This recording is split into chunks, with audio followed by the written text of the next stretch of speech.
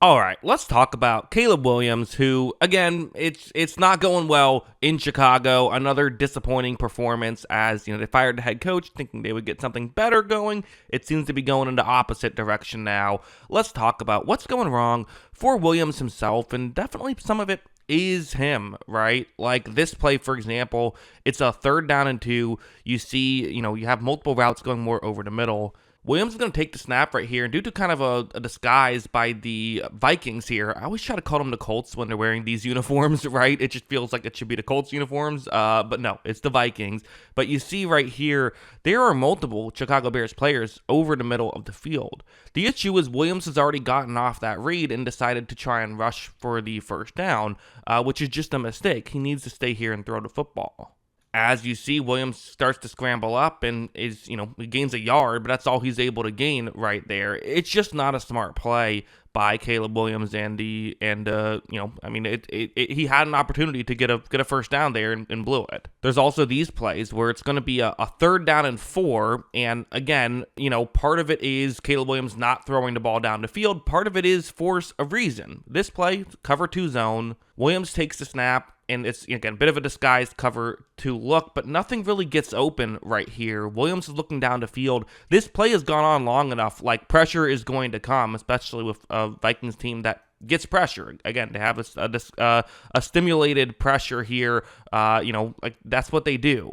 Williams does what he can. At this point, it's not a bad strategy to try and run, but it still doesn't work out. Gets stopped right there. So these are, plays that, again, everyone blames the offensive line, right? But these aren't the offensive line's fault. The first play is a Caleb Williams mistake. The second play is the receiving core not getting open. And then you have plays like this where it's a 3rd down and 9, still early on in this game, just a 3-point game. Wash the pressure off the edge. I can sit here and say that it's not all on the offensive line. It's not none on the offensive line either.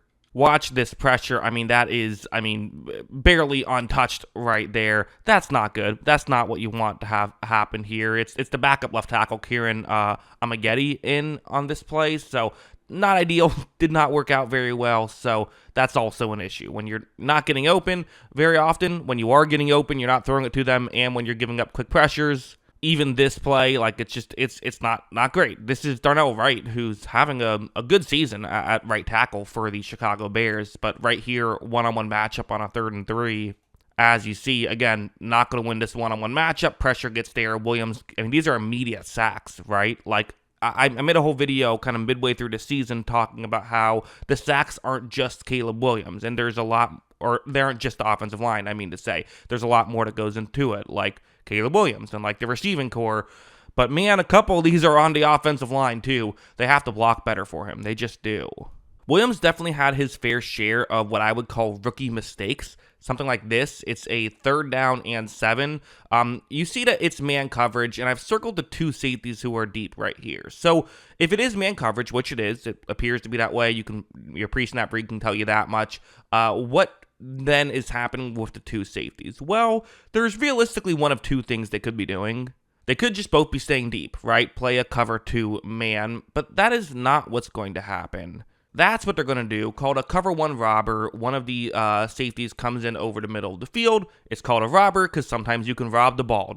If the quarterback doesn't read it, then you can make this play work. These are common concepts here. Again, you could get more creative. You could have a blitz here. There's other things that could be happening, but realistically, these are the 2 plays that it's probably going to be one of these 2 plays. Williams takes the snap, he looks for an over-the-middle route that he likes, and he just completely misreads this coverage, assuming it's cover 2 man, which, this is something you have to pay attention to. It just is. You have to be aware of where the safeties are on this type of play. You have a safety completely running in. As you see, it nearly gets intercepted. I'll show the other angle to give you a better view of this. But it wasn't one of those situations where the safety came in at the last second. He was there for this play, and if he intercepts that one, that might be a touchdown. It really might be. So just a bad play by Caleb Williams. Again, it's a rookie mistake.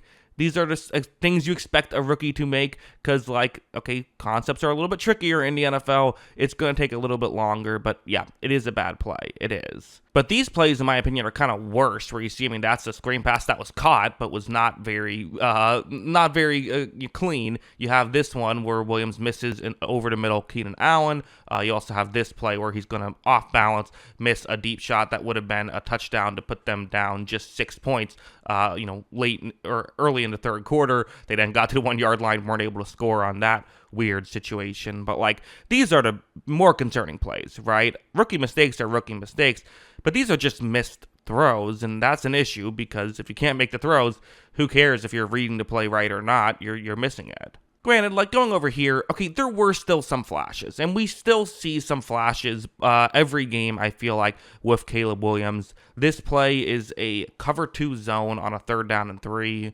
Watch how when Caleb Williams takes the snap, you're going to see right here, steps up in the pocket. There is pressure kind of starting to come. I meant to mention this before I started this play, but it's just a 3-man rush, so that's obviously a factor. Harder for guys to get open, but easier for him to get outside the pocket.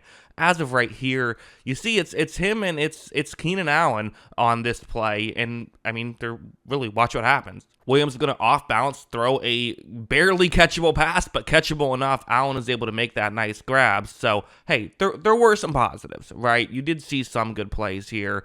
There's just too many negatives and some weird plays as well. For example, this one, I saw a lot of people talking about this play online, people bringing it up as like, this is like, what are we even doing here? It's a tough spot for Caleb Williams. 3rd and 16. It's, they're down 17 points, 13 minutes left. Hey, if you score a touchdown, it's a 10-point game. You have a chance even with a field goal. So let's see what you can do. Early on, Caleb Williams, there is something about to get open right here, but also there is pressure, so I kind of get why he doesn't pull the trigger, although maybe he should have. But either way, the pressure has come right now, so what does he do? Well, first he gets around that pressure. That was good. Spins around another guy. This is the funny part of the play where he sees another Vikings player. I almost called him a Colts player again. I do my best to not make that mistake. You see a Vikings player getting ready to make a tackle. I think Williams thought he was going to go low, so he tries to jump over it. But instead he ends up just kind of like jumping for nothing, which was kind of funny. He then gets over and just throws one right before getting clobbered.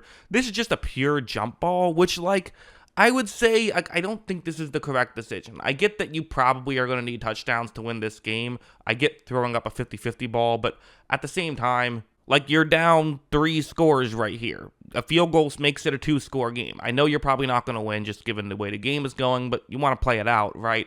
I think this is a bad idea. As you see, does not get intercepted. Could have, though. Well, was not a great play. There was also a penalty on the Chicago Bears on this play. So even if it was caught, it wouldn't have counted. So yeah, as a whole, again, there's just a lot of issues, right? I mean, missing throws, missing reads, and then they can't block for him. They can't get open. Granted, this Vikings defense is very good. That should be mentioned. We have a tendency to talk about football either offense good or offense bad. Of course, there is to some degree, like the Vikings have a big hand in making the Bears offense look bad. They cover very well. But still, there were some errors that the Bears just didn't have to make. I think that's fair as well. So, yeah, those are kind of my thoughts on all of this. What are yours? Let me know in the comments below. Always love hearing from you. And of course, as always, thanks for watching.